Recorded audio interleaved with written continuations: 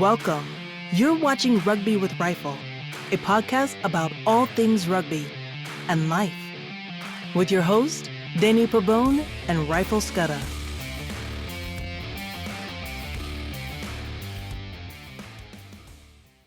Because technically, even though the Major League Rugby is an independent league, in the sense that like we've spoken about before, Rifle, in the United Rugby Championship and Top 14 Gallagher Premiership, all those leagues have something that you call relegation, which means if you come last in the league, you get demoted to a Division Two league.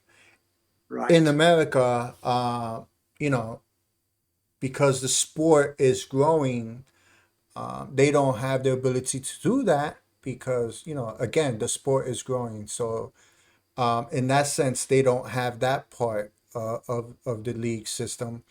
And even though it's an independent league, it is sanctioned by U.S. Rugby, and U.S. Rugby falls under the umbrella of World Rugby.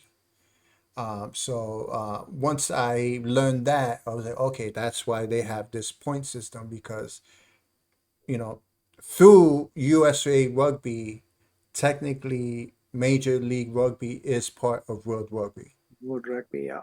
Yeah. So in that sense, and that's another thing that um, it excites me as well is just like you have in soccer, you have academies. Each team has an academy, and they pretty much, if they have interest in a young player, they take that player in through their academy, they train them, they invest in them, and eventually if that player becomes really good, they become part of the team, the professional team, I should say.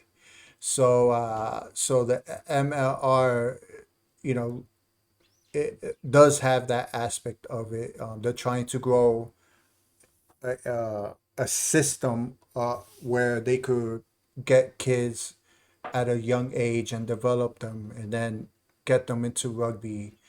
And that's another way to grow the game of rugby in this country. So it's very exciting to see that as well. The other thing also is that America, they play to qualify for the Rugby World Cup. Hmm. So they have to have the same rules, same all of that, because you can't have your own rules trying to play under the International Rugby Board.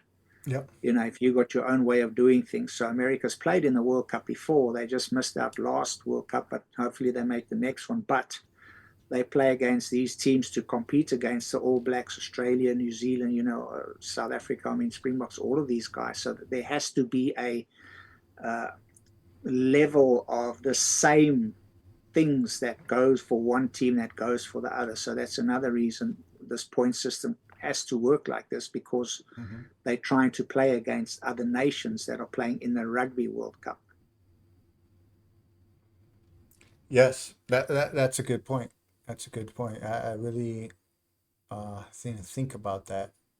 Um, yeah, and, and that's a great point, right? For you just reminded me of something um, that I had forgotten was the original intent of the Major League Rugby, why it was founded.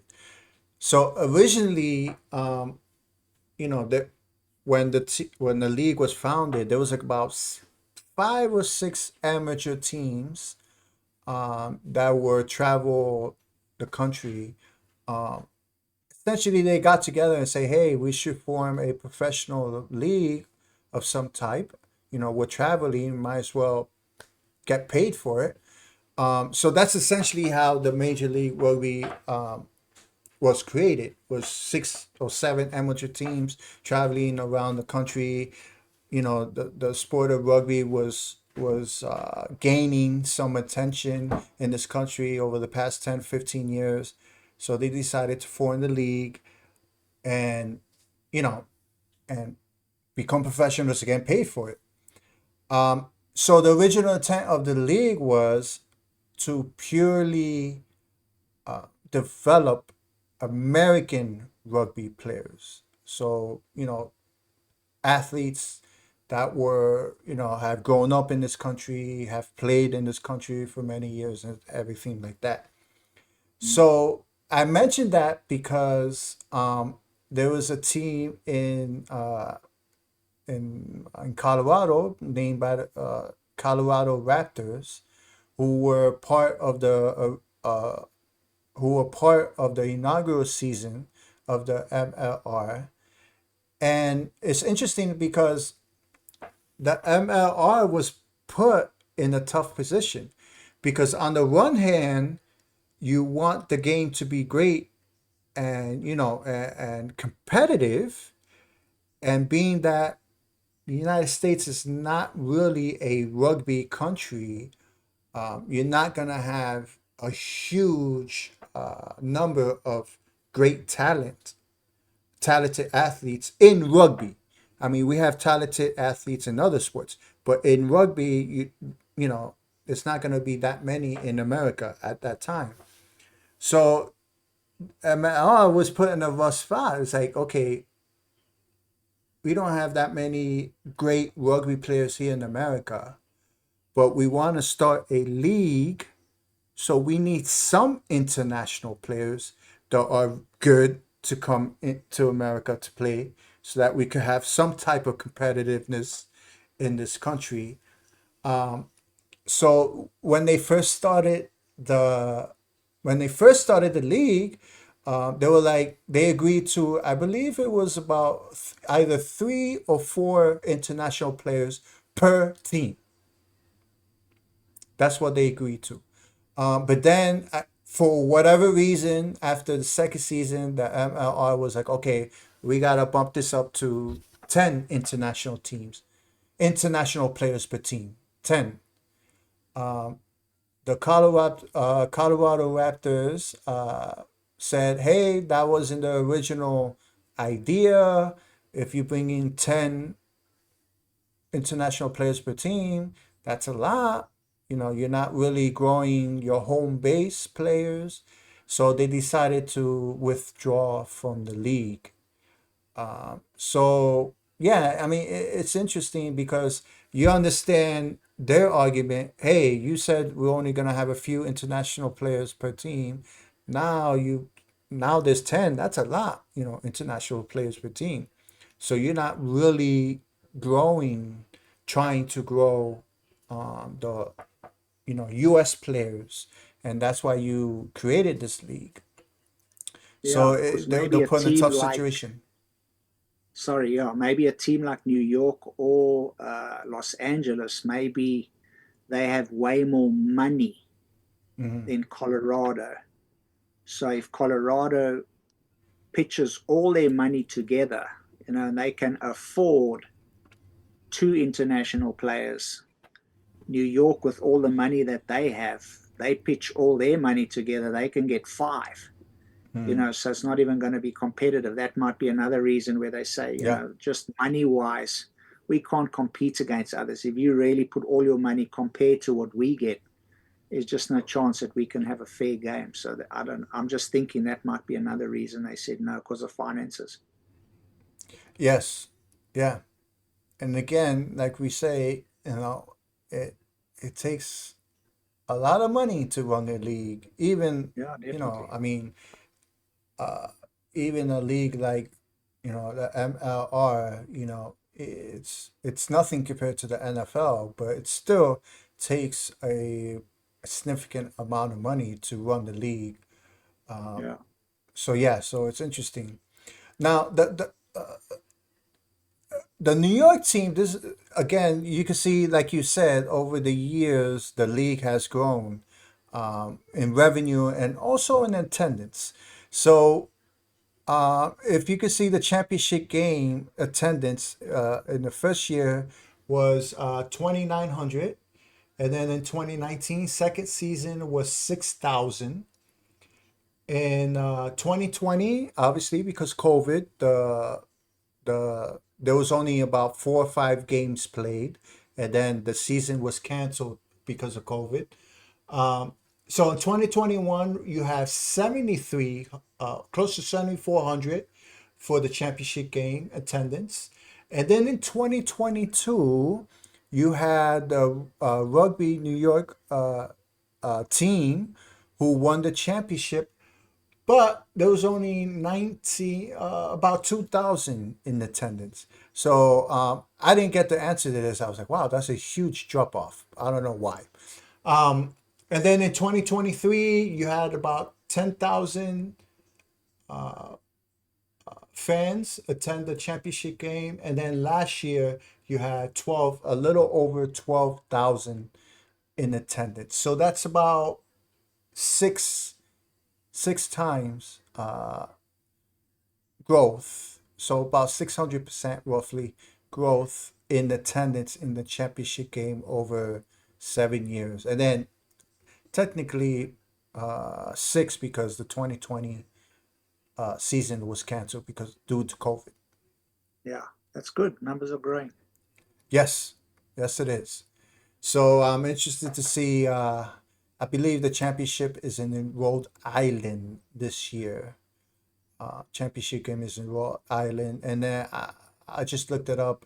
That the stadium capacity in Rhode Island is about 16,000, if I'm not mistaken. So if they sell out, you're looking at about 16,000 fans going to that championship game if they sell out. So That'd be we good. shall see. We shall see. Mm. Okay, so just to finish off. Oh, these are I forgot about this. These are the different stadiums throughout the United States where the different teams, and the Sabercat Stadium is the only stadium, well, one of two, I should say, one of two stadiums that's dedicated to the game of rugby. It's the only stadium in the MLR that's dedicated to rugby, and it's one of two in the country stadiums that's dedicated to rugby. Every other team plays at either a football stadium or a soccer stadium.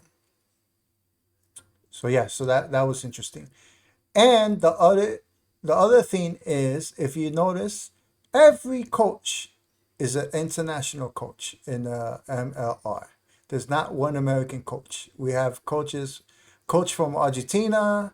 We have a coach from Africa. We have a few coaches from Australia. One from Scotland. One from Ireland. So yeah, so no American coaches in the MLR. Not yet. Not yet. Yes, not We'll yet. get there. We'll get there. We'll see who it's gonna be funny because uh when rugby continues to grow in this country, well, specifically in the MLR, when they hire the first American coach, you're gonna be like, oh, he makes history, the first American coach in a league that's in America. Yeah. So yeah. So yeah. Okay. And just to end this podcast, I had chosen four plays that from four games that occurred this past week in the MLR. So let me just make this a little bigger here so that everybody at home. Here we go. So let's move this over. Oh, come on. There we go. So this first play is San Diego Legion against the Houston Sabercats. So Houston Sabercats, I believe, have the best record currently in the MLR. So I just wanted to highlight this play here. So here we go. So let me just make this a little bigger. Here we go. So we have here, we have mentioned this already in this, oh, did I just, yeah, I just clicked out. Let me just click again. So we had mentioned before, Rifle, that there are quite a few former college American football players and also a few former NFL players as well in the MLR. So this player that just received the ball is a former wide receiver for the LSU Tigers college team, Louisiana State University Tigers team. So we have one case right here in this play of a former college American football player. And you're going to see, you're going to tell that he's a former college American football player just by the way he plays. So we have him running here, just juking everybody, stiff arming everybody.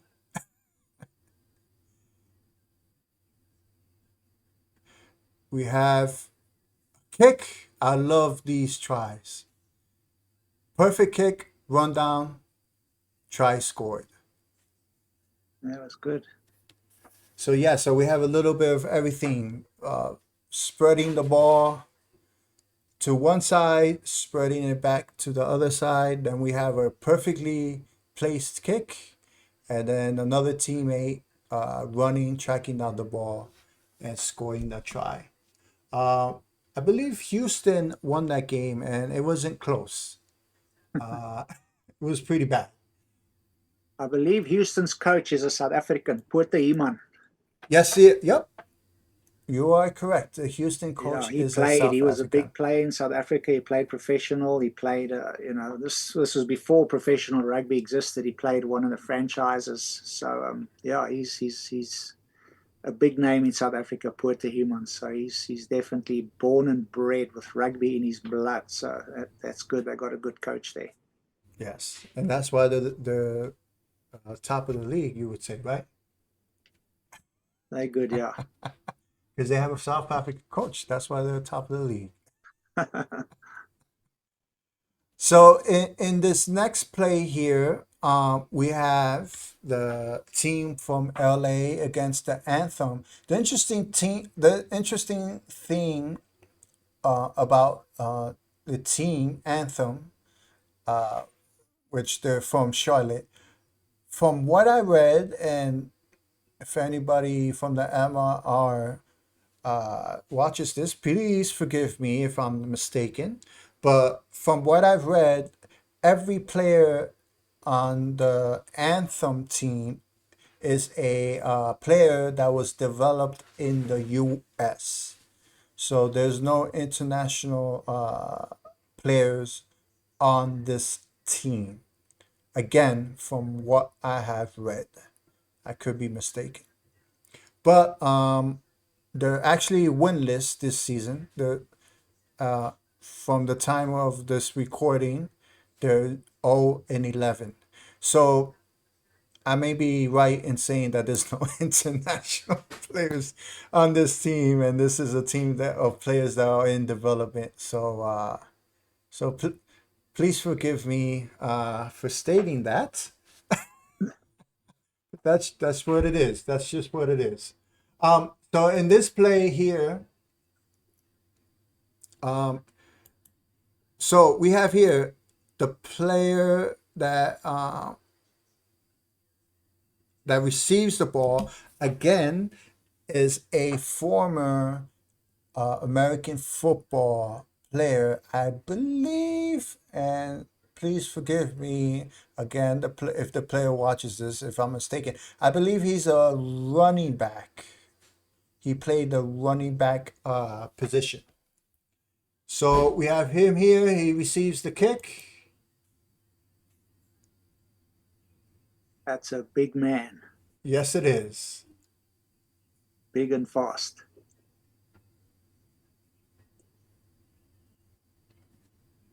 And boom. That was pretty easy. That was weak defense on Anthem. So yeah, so we have there another instance of a former American football player who now plays rugby. And in the MLR, if you score the try in between the posts, you get an automatic 7 points. You don't have to kick for the conversion. So I found that very interesting. I believe that's not the case in other leagues internationally. No, not at all, So, just here. And the reason for that being, I think, is just like maybe, oh, we spoke about it maybe a month or maybe 7 weeks ago. They came out with a law that they wanted to do away with the scrum. And the reason for that is oh to speed yes, up the game. So what's happening here is, in my mind, they're saying, okay, even if you put it under the posts and you kick it, you're still going to take a minute, 2 minutes away from the game, wait for the other team to get over the line, wait for the kicker to get the tee up the ball, kick it, then, so they're saying, okay, if you score under the post, automatic 7, just go back and start the next kick. So they're trying to speed it up, I'm guessing. But yes, not anywhere else do they do this. And when America goes to play elsewhere, they're not going to have this. They're going to have to kick from under the posts. yes, yes. And you might as well practice your kicking if once you play internationally. But Yeah, it's like in another, golf when you play golf with your friends and you got like a 2 foot putt and you say, "Oh, that's a give me," I'll give it. Don't worry. You don't yeah, know playing the $1 million tournament one day and say, "Oh, it's only 2 feet. That's a gimme." No, you got to putt every single putt because the pressure is on you. mhm, I mean, you standing there, you 1 point behind. If your kick makes it, you're the winner. There's a lot that goes into a kick under the post. So yeah, but that would be my guess. Is for time. They're taking it away. yes. And it's a good thing when Major League Rugby came up with they were thinking about incorporating one or two rules in order to have less instances of scrums. A lot of the fans and commentators were saying, don't do that. They were complaining. And from what I hear, it may have changed, but from what I hear, it looks like the MLR is not going to go through with those changes. Hopefully, uh, Good hopefully for them. they Yeah, excellent. We they need a scrum. yeah. So hopefully they don't do it. But so far, I guess they heard the fans and commentators, and from what I read, so far they're not going to do it. Who knows if they change their mind in the future? No, we'll see. Okay, so the third play that I wanted to highlight here. Oh, please forgive me. My computer is not cooperating with me today. It's jumping all around. Okay, here we go. So this is a game between the Utah Warriors and the Seattle Sharks, and again, another instance of a former American football player in the MLR. So we have here. So the player that's currently has the ball was former football player. He gets stripped by this player here. Number 11 picks it up, takes off, and scores a try. Hmm. So I watched this play quite a few times, and I was like, "What in the world just happened?" So again, we have a former American football player here with the ball running, and then we have the Utah Warrior player chasing down the ball, and you miss it. It happened so quickly, so you see the arm extended here of the Utah Warrior player. He strips the ball. I guess this player here didn't have the ball tight, to his body, which they teach you in football, and I'm sure they teach you in rugby too. Have the ball tight to your body so you don't get stripped like that. This player did not do that, and he got stripped by this Utah Warrior player, and this is the result of him not having firm control of the ball. The team picks it up, your opponent picks it up, runs, and scores a try. So, very, very bad fundamentals on that player. Always have that ball tight to your body. That's correct. And then the last play I wanted to highlight here is between the New England Free Jacks and the Chicago Hounds. Chicago is the newest team in the league. I believe they joined the league last year, if I'm not mistaken. So in this play, we have a line out to start the play. Then, as you know, everybody in rugby, from the line out, you have a maul, M-A-U-L, form at the 5-meter line. And this is just pure strength. They're just pushing, pushing, pushing. A lot of strength, but look at the control there. You got to keep that ball. See the guy at Yes. the back, like passing the ball to the guy at the back, passing. So not just the strength in going forward, but the control of the ball as well. Just keeping it clear so the one guy doesn't have to worry about anything other than just holding the ball and using the momentum of the players to walk forward as they push forward. And then when you see the try line, you just fall over. So excellent try there by them. That's good work. And this is what you're talking about here. Look at that form. Everybody is just in front of him, pushing the Chicago Hounds back. The Chicago Hounds, because of the pressure and the formation of the Free Jacks, you see all the Chicago Hounds players just collapsing. And then, like you said, makes the job of the ball carrier right here easy. Goes into try zone, touches the ground, and the try is scored. So that's some good rugby play right there in this particular play. So yeah, so those are the 4 plays that I wanted to highlight from this past week of MLR games. So yeah, so NFL players in there. Yes, with quite a few Football of players, NFL, football players. Former college and NFL American football players. So again, Excellent, that's very good. something exciting to see. And we had spoken about this actually during our conversation with, if you remember, with Earl Davis and Kevin Smith, who are actually invested in the National Rugby Football League.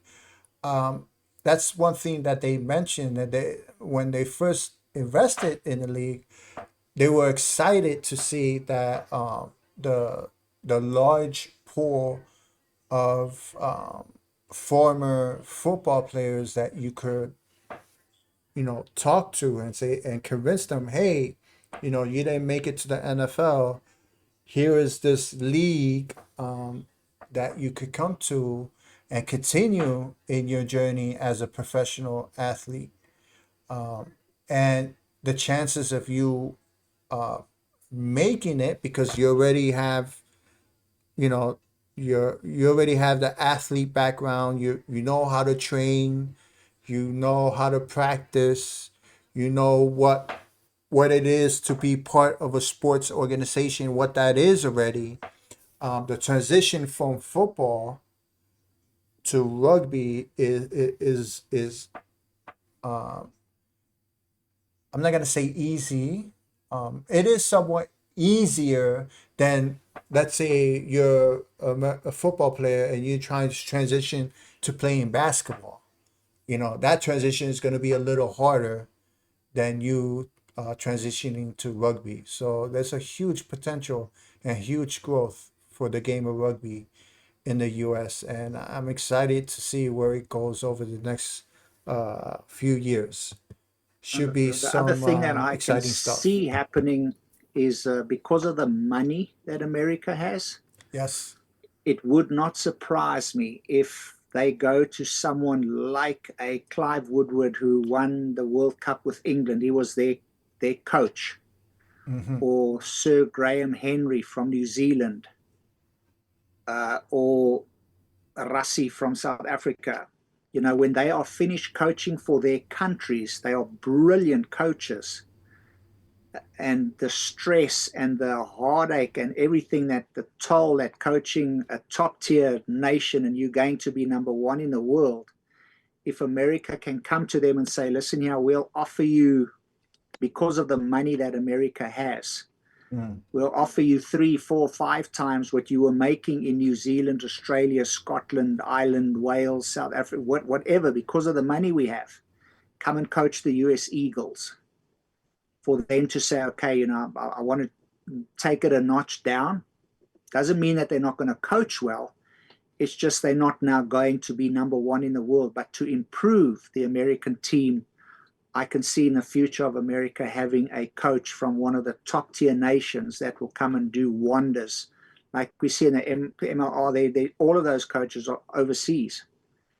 So having one of those coaches, step up and say, okay, if they get the opportunity, and especially once again, because money makes the world go round. You can pay guys here because of the money that America has that they can't dream about in their home nations, just because of the amount of money, of sponsors and things that America can bring in. So I can see that happening in the future, that a great coach from a top tier nation comes to coach as the American Eagles. That would be amazing. So, just to end this episode, and I hope everybody enjoyed this episode of the what professional rugby currently looks like in the United States. Um, so, just to have some fun, uh, if Rasi Erasmus, who's the head coach of the of the Springboks, um, if the USA Eagles were to offer you 3 times your salary, current salary, would you come to the United States to coach rugby? That is the $1 million question. And he can stay at our house. That's no problem. We got a spare There bedroom you here. We'll go. braai every night. We'll have brandy and coke There you flowing. go. So Rassi, just come over. We got the biltong ready. It's all good. So would you rather have, you know, 3 or 4 times your salary, or would you rather have the number one rugby team in the world? I No, guess no you'll go for the pressure. number No one rugby pressure, team in the Rasi. No world. pressure. Yeah. Maybe when he So retires after the 27 World Cup, he can come. yeah, yeah. Yeah, or after he wins another 2 or 3 World Cups, he'll say, "Okay, let me go to the US and retire." Yeah, that would be great. So yeah, so no pressure, Rasi. No pressure. Again, so with that, everyone, I hope you enjoyed this episode, and we're gonna continue to talk about the MLR, and probably in our next episode, we're gonna dig a little deeper to talk about the various players and various other aspects of the MLR. So again, very exciting stuff leading up to the 2031 Rugby World Cup, and um, and just the potential of another professional league kicking off in the next year or two or so. It's very exciting stuff, Rifle. Looking forward to Yeah, it. very much so. So, with that, everyone, I hope you enjoyed this episode, and we will catch you next time. Once again, thank you, Rifle, Very welcome, everyone. and Thanks for watching. until next time, take care, everyone. Thank you for watching this episode of Rugby with Rifle. Remember to press the like button and subscribe to the channel if you haven't yet to support this podcast.